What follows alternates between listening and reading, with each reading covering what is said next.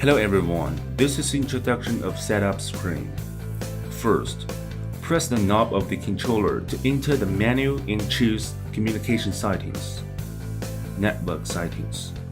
Set mode to menu, set IP address, subnet mask, and default gateway, and ensure the controller and the control PC are on the same network segment. After the settings, select Apply and press the knob.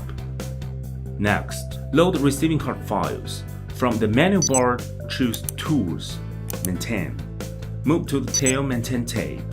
Select all the tail first and choose the correct file by clicking Upload File, Upload Config, and then click Back to set input source. In the device list on the left, select the corresponding controller. Double-click a source sub-now in the source list at the bottom. Set the resolution and the frame rate and click Apply. Next, topology configuration. Click Layout, choose the port, and you will see the mapping for all the receiving cards. Configure the screen by following the mapping info. Till now, things all done.